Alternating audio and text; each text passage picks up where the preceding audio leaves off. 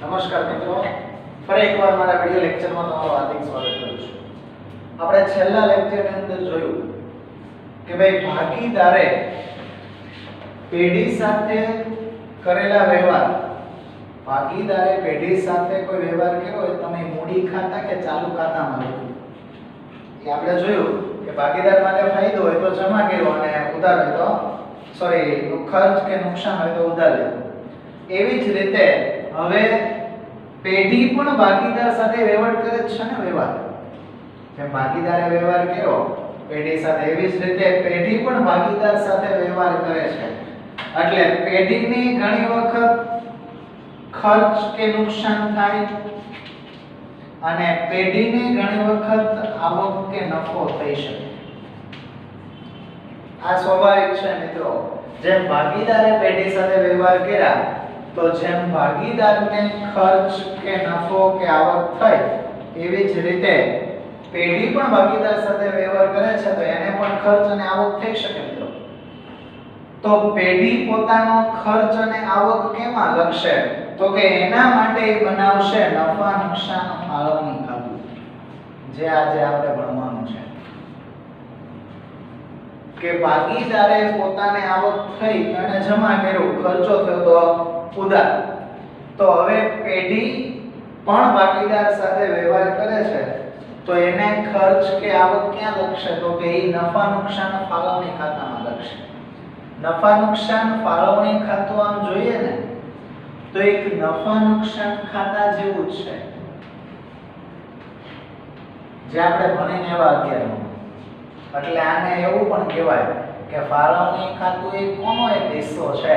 તો એ નફા નુકસાન ખાતાનો જ એક હિસ્સો ગણાય છે. એટલે MCQ માં પૂછાય કે ભાઈ નફા નુકસાન ફાળવણી ખાતું એ કોનો એક હિસ્સો છે? તો કે ભાઈ નફા નુકસાન ખાતાનો જ એક હિસ્સો છે. તો આ ફાળવણી ખાતું નફા નુકસાન જેવું છે તો નફા નુકસાન ખાતામાં આપણે ખર્ચા ક્યાં લખતા? તો કે ઉધાર બાજુ. તો અહીં તે આપણે ખર્ચ હશે ને પેઢી માટે તો ઉધાર લખશું, અને પેઢી માટે જો આવક હશે તો એ આપણે જમા કરશું. પણ પેઢીની માટે આવક કે ખર્ચ હોવો જોઈએ. એટલે ફાળવણી ખાતામાં જ્યારે કોઈ પણ એન્ટ્રી આપો ત્યારે તમારે એવું સમજી લેવાનું તમે એક પેઢી ધંધો છો, તમારી વિરોધમાં એક ભાગીદાર ઊભો છે. એટલે સરળતાથી ટૂંકમાં તમે સમજી શકો. તો આજે ફાળવણી ખાતું અને મૂડી ખાતું આમ જોઈએ તો બંને સંકળાયેલા જ છે. જો મૂડી ખાતું સમજાઈ ગયું છે તો ફાળવણી ખાતું બહુ સરળ પડશે, કારણ કે આમ બંને એકબીજાની વિરુદ્ધમાં પણ છે. કારણ કે ભાગીદારે પેઢીને મૂડી આપી ત્યારે જમા તમે કરી અને આખું વર્ષ મૂડી વાપરી વર્ષને અંતે તમે ભાગીદારને મૂડી પર વ્યાજ આપ્યું. તો ભાગીદારને મળ્યું એટલે એના માટે આવક થઈ, કારણ કે વ્યાજ ભાગીદારને મળ્યું. એટલે તમે અહીંયા મૂડી પર વ્યાજ છે ને જમા કર્યું, કારણ કે ભાગીદારને મળે તો આપણે જમા કરીએ છીએ. પણ આપ્યું કોને? પેઢી. તેનો મતલબ ભાગીદાર માટે આવક થઈ પણ પેઢી માટે ખર્ચ. તો પેઢી માટે ખર્ચ હોય ત્યારે એ લખાશે નફા નુકસાન ફાળવણી ખાતાની ઉધાર બાજુ. કે મૂડી પર વ્યાજ, માની લો કે A ને 2000 અને B ને 2000, ટોટલ 4000 તમને વ્યાજ આપ્યું. આ રીતે લખી શકાય. એટલે મિત્રો તમને સમજાવવાનું છે વિરુદ્ધ ચાલે ફાળવણી ખાતું અને મૂડી ખાતું. કારણ કે એકના માટે આવક મળે તો એકના માટે ખર્ચ હોય, અને આયા પેઢી માટે જ આવક હોય તો ભાગીદાર માટે ખર્ચ રહેવાનું છે. એટલે આ બે વિરુદ્ધમાં ચાલશે. આયા ઉધાર તો આયા જમા. ફાળવણીમાં જમા તો મૂડી ખાતામાં ઉધાર. પણ ફાળવણી ખાતામાં એક વાત એ તમને સ્પષ્ટ કહી દઉં, ફાળવણી ખાતામાં છે ને એક એક લીટી ઉપર મૂકી દેવાની. કારણ કે વાર્ષિક હિસાબમાં શું હોય, આપણે વેપાર ખાતું તૈયાર કરીએ તો વેપાર ખાતાના બે પરિણામ આવે. કા કાચો નફો મળે, કા કાચી ખોટ. નફો મેળવ્યો હોય તો આપણે એને આગળ લઈ જઈએ છીએ નફા નુકસાન ખાતાની જમા બાજુ, કારણ કે ઉધાર મેળવ્યો હોય તો આપણે જમા લઈ જઈએ. અને જે જમા બાજુ ખોટ મળી હોય એ આપણે ક્યાં લઈ જઈએ ઉધાર. અને નફા નુકસાન ખાતાના બે પરિણામ આવે, કાં તો ચોખ્ખો નફો મળે કાં તો ચોખ્ખી ખોટ.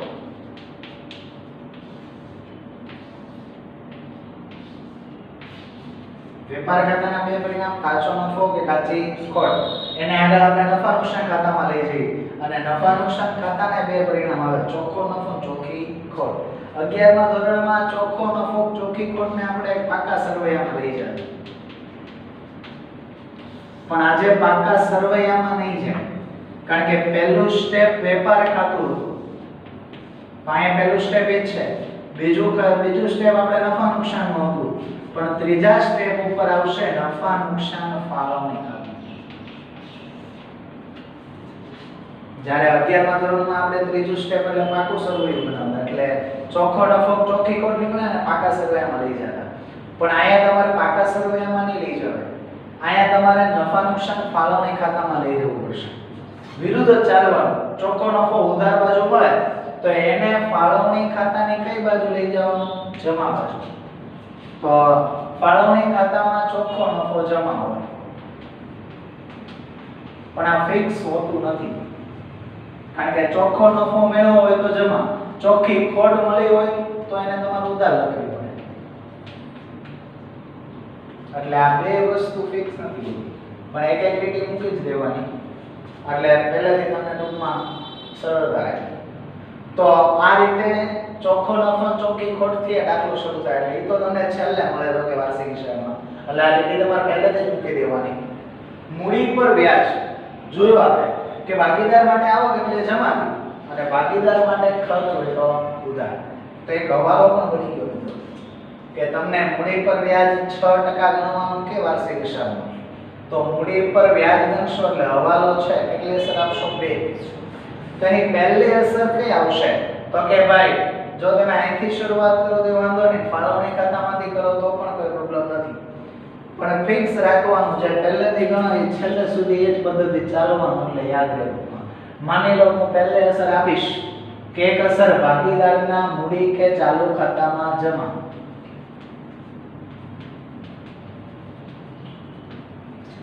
અને અહીંયા જમા થઈ તો ફાળવણી ખાતામાં ઉધાર, એટલે નફા નુકસાન ફાળવણી ઉધાર. આ એક હવાલો યાદ રહી ગયો, ખાતા યાદ રાખશો એટલે હવાલો યાદ રહી જશે. એટલે મૂડી પર વ્યાજ ગણવાનું કે તો પહેલો હવાલો પતી ગયો કે એક ભાઈ ભાગીદાર માટે આવક છે તો જમા કરો, પેઢી માટે ખર્ચ છે તો ઉધાર. એવી જ રીતે ઉપાડ પર વ્યાજ ગણવાનો કોઈ હવાલો આવે તો ઉપાડ પર વ્યાજ, ઉપાડ કોણ કેવો? ભાગીદાર. તો વ્યાજ કોણ કરશે? ભાગીદાર. ભાગીદાર આપશે એટલે ભાગીદાર માટે ખર્ચ, પણ પેઢી માટે આવક. ભાગીદાર માટે ખર્ચ એટલે આપણે ઉધાર કેવું, પણ પેઢી માટે આવક છે એટલે તમારે એને લખવાનું નાનું ફા જમા, અને ટૂંકમાં નાનું ફાઈ કહેવાય કે નફા નુકસાન ફાળવણી ખાતાની જમા બાજુ લખી નાખવાનું કે ઉપાડ પર વ્યાજ કે ભાઈ A પાસેથી એટલું મેળવું અને B પાસેથી એટલું વ્યાજ મેળવું, આમ ટોટલ એટલું મેળવું લખી નાખો. તેનો મતલબ ઉપાડ પર વ્યાજનો હવાલો પૂછે તો બહુ સરળ કે એક અસર ભાગીદાર માટે ખર્ચ છે એટલે ભાગીદારના મૂડી કે ચાલુ ખાતે ઉધાર, અને બીજી અસર ન્યા ઉધાર તો નફા નુકસાન ફાળવણી ખાતામાં જમા. આ રીતે હવે માની લો કોઈ ભાગીદારને તમારે પગાર કે બોનસ આપવાનું છે, તમારે પેઢીને ભાગીદારને આપવાનું છે, ભાગીદાર માટે આવક છે અહીંયા જમા છે, પણ પેઢી આપશે એટલે પેઢી માટે ખર્ચ, તો પેઢી ખર્ચા ક્યાં લખે તો કે ફાળવણી ખાતાની ઉધાર બાજુ, તો ત્યાં લખી નાખશે પગાર આપ્યો હોય તો પગાર, બોનસ આપ્યો હોય તો બોનસ, કમિશન આપ્યો હોય તો કમિશન, અને કૌંસમાં લખી નાખો કે બી નામના ભાગીદારને. એટલે પેઢી માટે ખર્ચ એટલે ઉધાર, ભાગીદાર માટે આવક એટલે જમા. તો હવે તમારે એને હવાલાની અસર આપી શકે કે ભાઈ ભાગીદારને પગાર, બોનસ, કમિશન કે મહેનતાણું આપો તો ભાગીદાર માટે આવક છે, માટે ભાગીદારના મૂડી કે ચાલુ ખાતે જમા. અને વિરુદ્ધ અહીંયા જમા થયું તો ફાળવણીમાં શું થશે? ઉધાર. એટલે બીજી અસર ફાળવણી ખાતામાં ઉધાર. આ રીતે 3 હવાલા પણ યાદ રહી ગયા તમને. એટલે મગજમાં ઉતરવું જોઈએ હવે કે ફાળવણી ખાતું છે ને એ ધંધો પેઢી પોતે અસર આપવા માટે રાખે અને મૂડી ખાતું શા માટે રાખે? તો ભાગીદારને લગતી અસર આપવા માટે. તો બે નિયમ સરખા, બેયમાં ખર્ચ ઉધાર છે, બેય માટે બધું. બેય માટે આવક હોય તો જમા અને એન્ટ્રી વિરુદ્ધ. મૂડી પર વ્યાજ અહીંયા જમા હોય તો અહીંયા ઉધાર. ઉપાડ પર વ્યાજ ફાળવણીમાં જમા તો મૂડી ખાતામાં ઉધાર. ભાગીદારને પગાર બોનસ આપો તો મૂડી ખાતામાં જમા, ફાળવણીમાં ઉધાર. એવી જ રીતે ચાલુ ખાતું, જો કે આમાં તો નહીં આવે કારણ કે અસ્થિર છે ને, પણ અહીંયા ચાલુ ખાતાની બાકી પર પણ વ્યાજ અપાય. તો તમે ચાલુ ખાતાની બાકીનું વ્યાજ કઈ રીતે ગણવું? તો કે જમા બાકીનું વ્યાજ આપણે જમા બાજુ ગણવું, કારણ કે એ ભાગીદારને મળે. ચાલુ ખાતાની જમા બાકીનું વ્યાજ તમે જમા બાજુ જ ગણાય. તો સિમ્પલ વસ્તુ છે, જમા બાજુ તમે ગણ્યું તો ત્યાં જમા તો ફાળવણીમાં શું કરશો? ઉધાર. કે ભાઈ ચાલુ ખાતાની જમા બાકીનું વ્યાજ.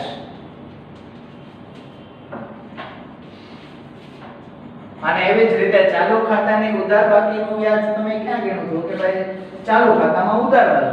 તો અહીંયા ક્યાં થશે? તો કે ભાઈ ચાલુ ખાતાની ઉધાર બાજુ તો અહીંયા ફાળવણી ખાતામાં ફાળવણી ખાતામાં જમા બાજુ. ત્યાં જે લખી નાખવાનું કે ચાલુ ખાતાની ઉધાર બાકીનું વ્યાજ.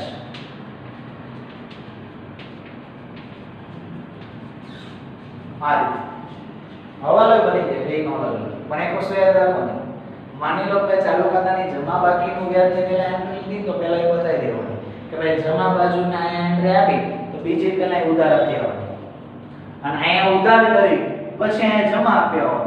બે એન્ટ્રી અહીંયા લખી પછી બે એન્ટ્રી અહીંયા લખવા જશો તો ક્યારેક એકાદ એન્ટ્રી અહીંથી ભૂલાઈ જશે, અને ફાવતું હોય ન ભૂલ થતી હોય તો કહી શકો. તો આ રીતે ચાલુ ખાતાની જમા બાકી અને ઉધાર બાકીનું વ્યાજ લખી શકાય કે ચાલુ ખાતામાં જમા તો અહીંયા ઉધાર, ચાલુ ખાતામાં ઉધાર તો ફાળવણીમાં જમા. હવાલાની અસર પણ આપી દીધી કે ભાઈ જમા બાકીનું વ્યાજ, ચાલુ ખાતામાં જમા બાકીનું વ્યાજ તમે ક્યાં લખ્યું હોય? તો કે ભાઈ ચાલુ ખાતાની જમા બાજુ વિરુદ્ધ અહીંયા જમા થયું તો નફા નુકસાન ફાળવણી ખાતામાં ઉધાર બાજુ. એવી જ રીતે ચાલુ ખાતાની ઉધાર બાકીનું વ્યાજ તમે ઉધાર જ કર્યું હોય. ચાલુ ખાતાની ઉધાર બાકીનું વ્યાજ ચાલુ ખાતામાં શું કર્યું હોય? ઉધાર. તો અહીંયા ઉધાર તો ફાળવણીમાં જમા, એટલે નફા નુકસાન ફાળવણી ખાતાની જમા બાજુ. આ રીતે 5 હવાલા કમ્પ્લીટ તમે શીખી ગયા. એટલે ખાતા યાદ હશે એટલે હવાલો કોઈ અઘરો નહીં પડે. અને છેલ્લો હવાલો છે ભાગીદારની લોન પર વ્યાજ. આપણે કરારનામામાં જોયું કે ભાગીદારે પેઢીને લોન આપી શકે તો એ ભાગીદાર સાથેનો જ વ્યવહાર થયો ને, તો આ વ્યવહારને આમાં લખવું પડે. માની લો ભાગીદારે તમને લોન આપી, આખું વર્ષ તમે વાપરી પેઢી, અને વર્ષને અંતે 6% તમે વ્યાજ આપ્યું ભાગીદારને, તો ભાગીદાર માટે આવક કહેવાય ને. તો એને અહીંયા લખાવવું જોઈએ, અને લખાતું પણ ખરા.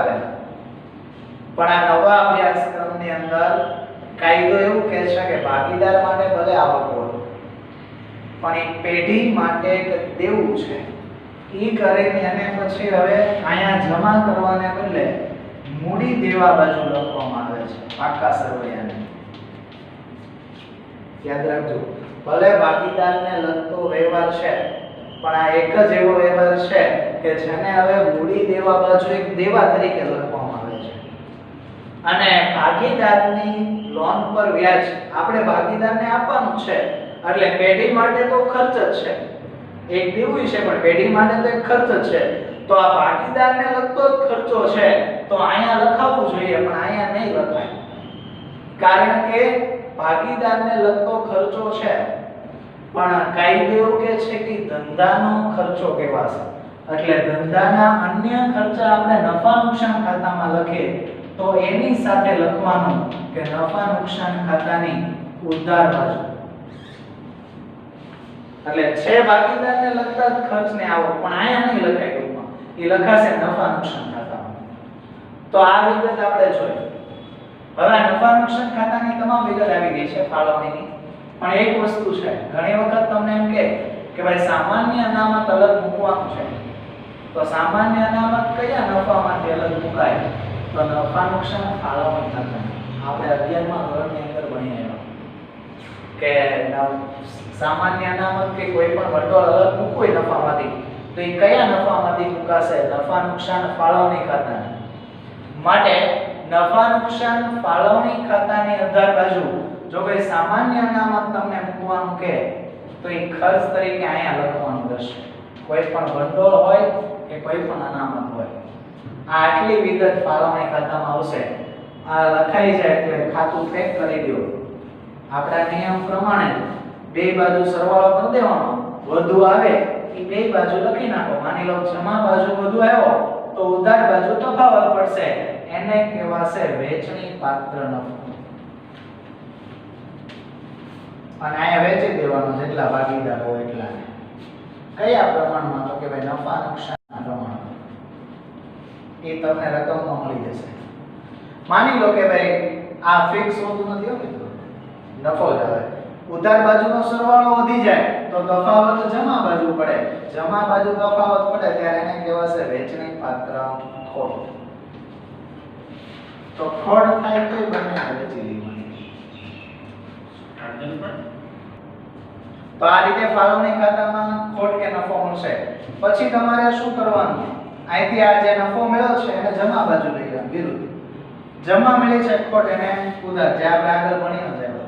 આ થયું તમારું નફા નુકસાન ફાળવણી ખાતું. ત્રણ વસ્તુ યાદ રાખજો: ભાગીદારના મૂડી ખાતા, મૂડી કે ચાલુ ખાતા અને હવાલા, જે આગળના દાખલાની અંદર તમને કામ લાગશે.